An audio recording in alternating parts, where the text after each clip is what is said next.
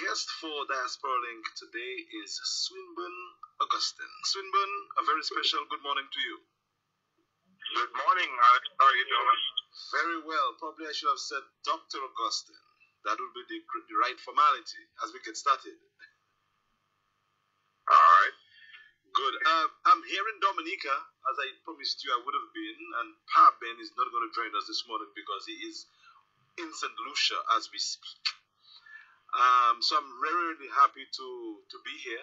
Actually, Kimara Ito, who normally sits on this chair, has asked me to sit in for her while she looks on, and then we have this little chat for the next 15 minutes. So thanks for joining us on the program this morning, Dr. Augustine.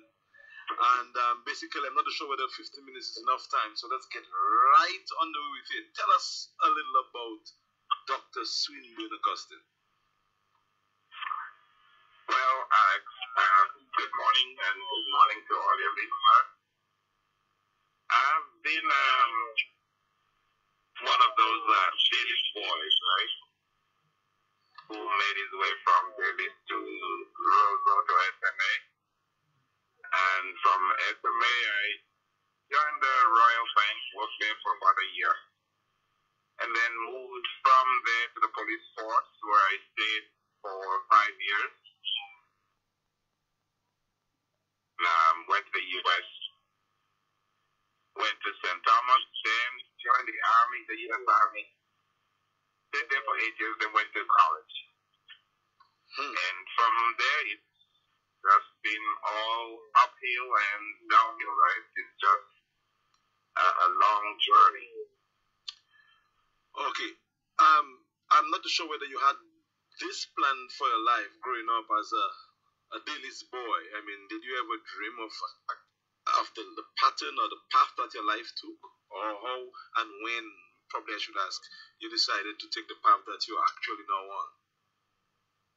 No, it was a strange thing. But, every policeman I know, most of us, as a matter of fact, just wanted to be lawyers. So that was my plan at first. But then it changed after being in the Army and being in the medical field.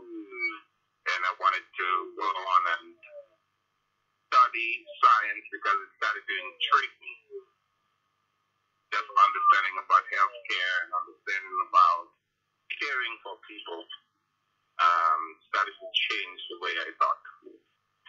And when did you first get this bite of the cherry in terms of the liking for science? Did something spark it in you? Yes, it was in nursing school. I started to realize that, science is not just that at all. It's really easy if you put your mind to it. And the one good thing I know is that we have very good teachers in Dominica. I mean, we didn't have all the books and everything else, but we had teachers who knew what they were talking about and who made difficult subjects seem easy to them. All right. So, but then you didn't just stay there. I mean, you went to the ultimate top because you're a scientist now. I mean, and you're involved in research work of the highest pedigree, a microbiologist, immunologist, and the likes. I mean, you work with the E.P.A, the Environmental Protection Agency of the United States of America. I mean, does it get better or bigger than it is with you right now? Well, it can, but I think what I'm doing, it's really something that drives me, because there are three things on the face of time, three things, let's just say it that way: the water, air, and the land.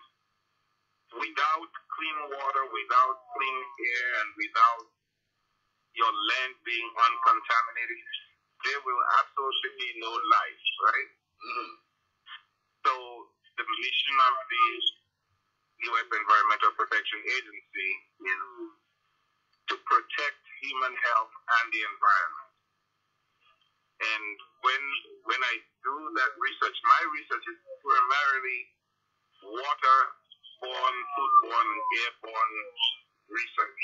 to ensure that we can see when people are being exposed to harmful environmental pathogens. So that kind of drives me because it's more global in nature, quite unlike being a physician where you are localized in most cases. Here we are doing research that affects the whole world. Okay. So that's the passion. Yeah, because I wanted to ask about that. Although you work with the U.S. the federal government, but I was about to ask whether your job, or your requirement or your research goes beyond the bounds of the United States of America, and you have answered that before I asked you. Yeah. But what's your typical duty like? A typical day on the job for you? What is it like?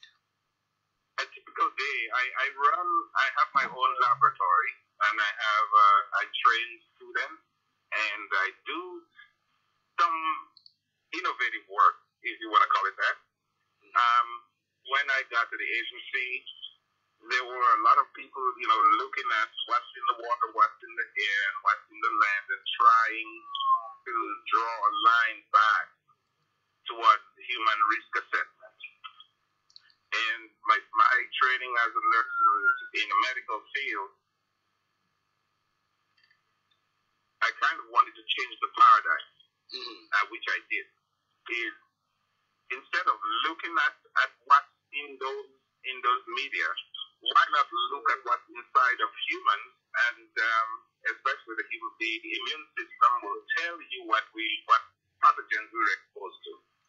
Okay. So I use that and use saliva to tell me what antibodies people are exposed to. So I guess, and your work at school would prepare you to conduct the kind of research that you've been conducting. But are you not directed by someone? Isn't someone directing you or telling you what to do, or is it basically? No. Really? I have a group of people who work with me, but I am the lead principal investigator in my lab. So pretty much I'm in charge of that lab. I design the research, publish the papers, and basically I'm kind of autonomous. Understanding though that you have administrative people who are in charge of you, and you take advice. Yes. When you're working in a multidisciplinary team, you have experts in other fields like epidemiologists and virologists that work with me to put out a good product. So you would be the expert that we would see testifying, let's say, to a congressional committee at the White House or somewhere. You are the head honcho. Yes, in my lab. All right, good. If there were something that we had to go to Congress to talk about, then I would have to do it, or I'd have to prepare it for somebody else to do it. And no government agency or operative can have influence over your reporting or your job. You basically cannot be influenced by any outside pressure. No, well, let's do this way. Sometimes the research that some of the federal scientists do is kind of controversial, right? And sometimes politicians can have an outside influence. They can determine whether to kill it or to let it go. It depends on what it is. We always have to look at the cost-benefit, and now you do a cost-benefit analysis, because you want to make sure that you don't put undue burdens on businesses, because you want businesses to thrive, but the regulations that come out of the research, you want to make sure that it doesn't have put an undue cost, if you want to put it that way, on businesses, because then that would mean that we'd have some effect on jobs and so on. All right. Now, for a Dominican son of the soil, coming from days to have achieved that much, you had to have been lucky, blessed, you had to have worked hard. put it in a package for the people listening, especially in Dominica, by way of motivation. This young boy, this young girl, this gentleman, this lady, this person listening to you right now, speak to them directly and tell them how it is that somebody like you could come from such humble beginnings and excel to the pinnacle of success that you have no doubt achieved. Alex, there's one thing that I've learned, and I think my grandparents and my uncles and aunts, and even all the villagers in Davis and those in Roseau when I was at SMA, they always gave us this, this talk. Knowledge is power. Some of them did not go to high school. A lot of these guys didn't, and people raised them. They didn't even finish primary school. But to see how they were able to live their lives, be satisfied with what they had, and the drive that they gave us, the motivation they gave us, is what really taught me that you can achieve anything you want to. Now, in Dominica, your universe may be small, and it may seem that that's all there is. But sometimes if you look beyond that, there's way more, right? And I think we should reach for that more, especially now in the days where we have social media and we have the internet. I think everything is possible. In terms of the program that we do, I know that you've listened to one or two. What do you think of Diaspora Link, and where do you think we can go with this? Do you have any public advice for us? I would remember I was at D.B.S. at one time, right? As an interview reporter, so I know the power of information. And a lot of us, when we leave Dominica, we don't leave Dominica because we don't love there. I want to make that very clear. And sometimes, like when you have a best friend, you may not talk to them every day, but and they know that you care about them. And it's the same with us here. We still have to go through those struggles. We have to make roads, that have never been built. So basically, you just have to make your own path. And in doing that, you sacrifice a lot. So I think it's a good thing that the way you link people back to Dominica and to their communities, to let them know that, you know what, almost every day we think about Dominica, we think about our families, we think about our friends, and sometimes it may be cost prohibitive to try to get in contact with everybody. As you know, now with the internet, it's easier, social media, so you can talk to them on social media like Facebook.